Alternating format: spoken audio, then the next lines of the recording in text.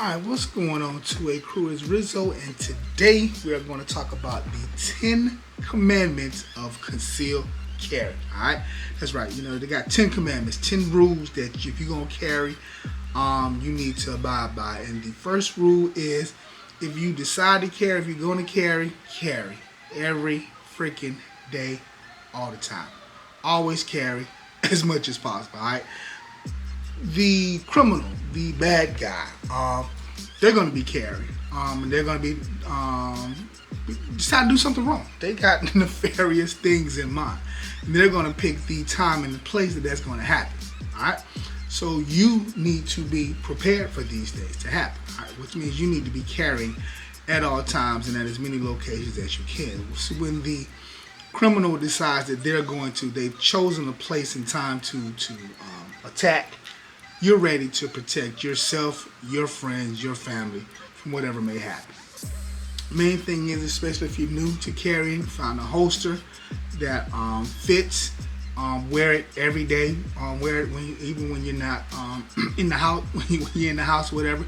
It'll get comfortable. It may take a couple of weeks, but after that, trust me, you will forget it's there. It'll just be there. So pick a good holster. Pick a handgun that fits your size. You know, people always tell you pick the biggest handgun that you can conceal safely. So that's always a good rule. Plenty of sizes out there. So if you decide to carry, if you buy a gun, you should carry. And if you decide to carry every day. Carry all the time. Carry all the damn time. All right. So let's talk about the second commandment of concealed carry, and that is, if you're going to carry, be prepared to use your gun. All right, be ready. A lot of times, even just if you get into a self-defense situation, sometimes even just drawing your gun will stop the threat. Because a lot of times the criminal is not prepared for you to have a gun. So sometimes, a lot of times, I'm not saying it's going to happen, but sometimes just drawing it. But you just can't draw it and not be ready to use it. Because if you draw it, you need to be ready to go. So main thing to remember is that criminals don't fear guns. A lot of times they arm themselves. You know, they're around guns all the day. What they do fear is that person is going to point a gun back at them. Yeah, that's what they're scared of. It's an irony in the gun and defensive situations that most of the time the people that are prepared, that learn, that know how to use a gun in self-defense rarely have to. It's usually the people that don't. They get into these situations. That's because criminals, they're getting a little smart, but they know what to look for. They're looking for weak. They're looking for opportunity. People that's not paying attention. They're paying attention to body language. People that are paying attention to them. They're paying attention to that stuff. So that's how they're picking their victim. Most of the time, if you're somebody that is prepared, that knows about concealed carry, that knows about defensive gun use, you're going to give off vibes to them that they're not going to mess with you. They're going to look for another victim. So that's why a lot of times people that are ready, people that just ready to go, never get into those type of situations. The main thing is that if you've been training, you get ready, and that situation comes, will you be ready? Will you pull your gun? Are you prepared to stop the threat? If stopping the threat means taking a life, because that is quite possibly what may happen. So just kind of get that wrapped around your brain. If you carry, be prepared to use your weapon. If you're hesitant, you may die. Others around you may die, get hurt. So just don't let the criminal take it. If you pull, don't let them take your gun. If you pull it, be prepared to use it. If you got to use it to stop the threat. We're not using the wound. We're not trying to kill. You're trying to stop the threat. So if you carry your gun, be prepared to use your gun. That is commandment number 2. If you carry your gun, be prepared to use your gun.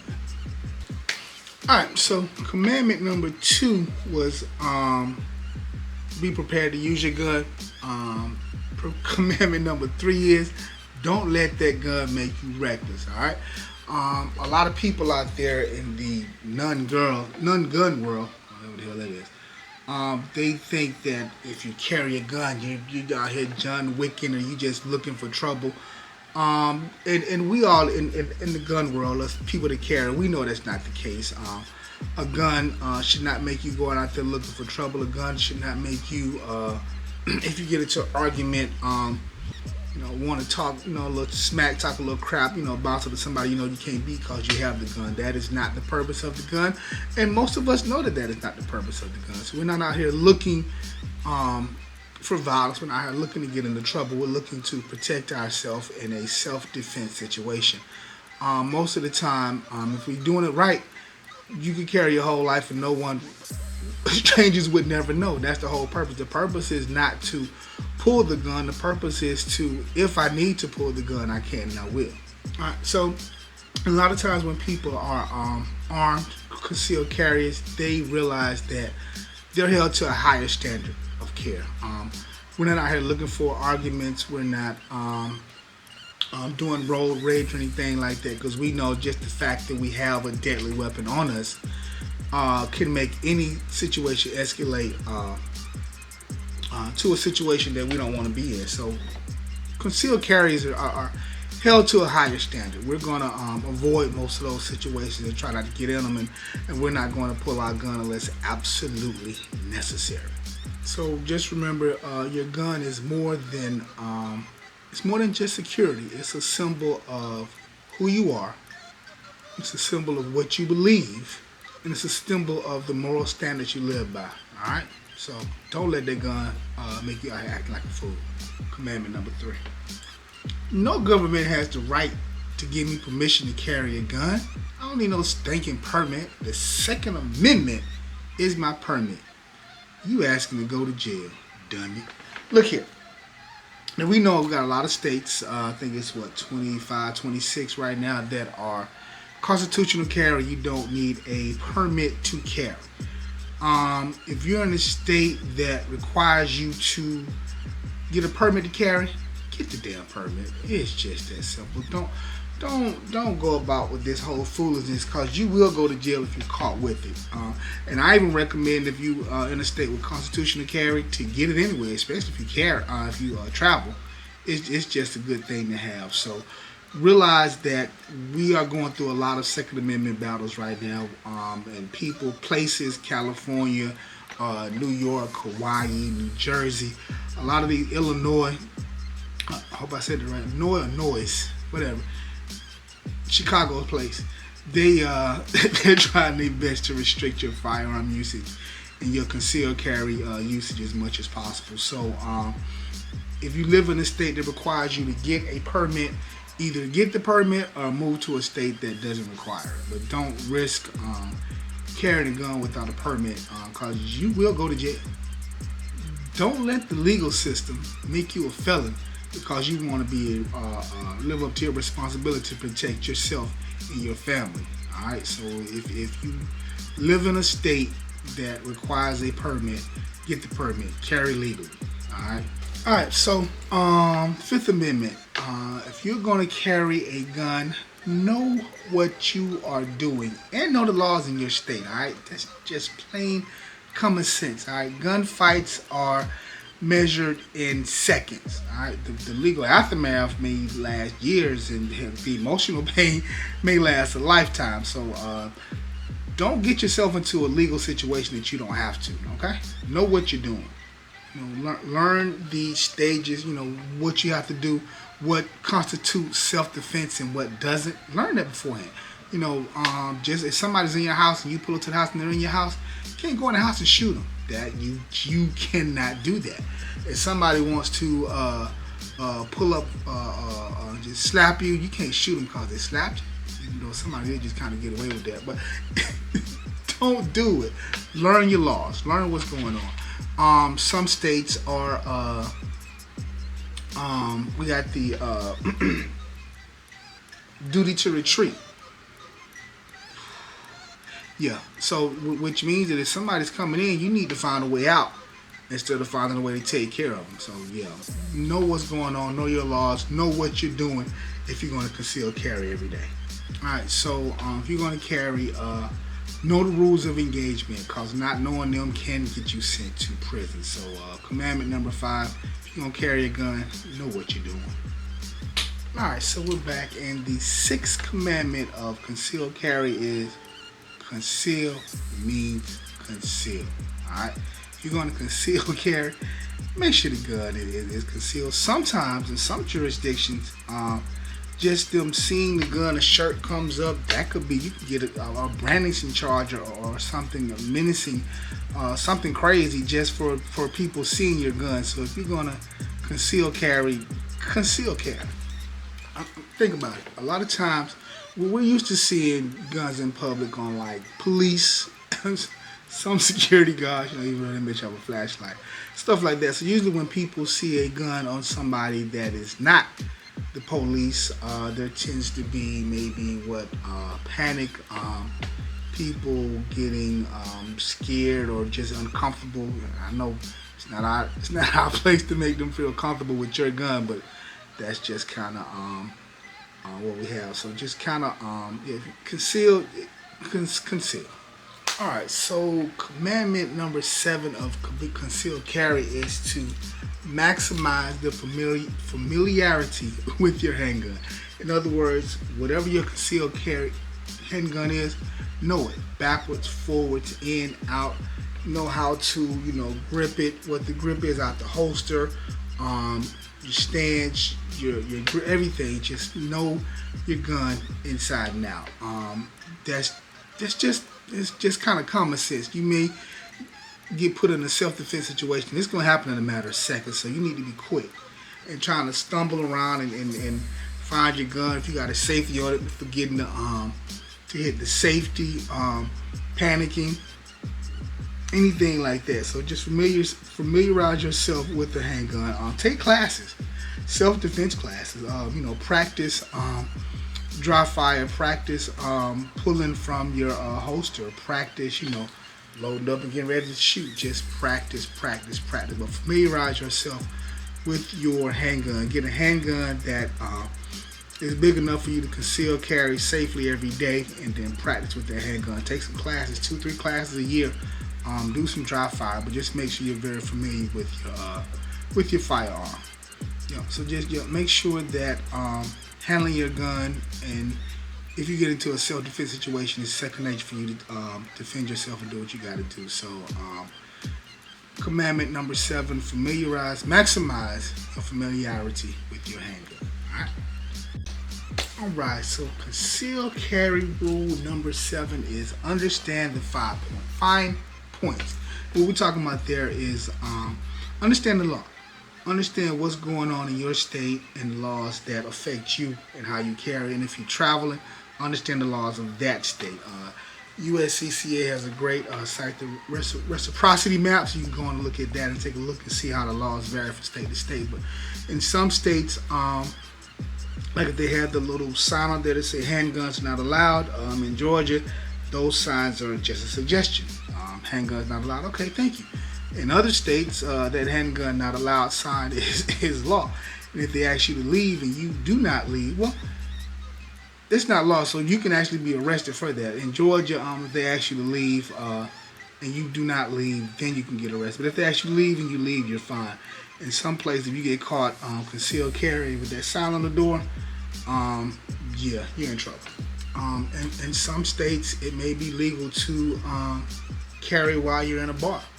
In other states, it may be totally illegal at all.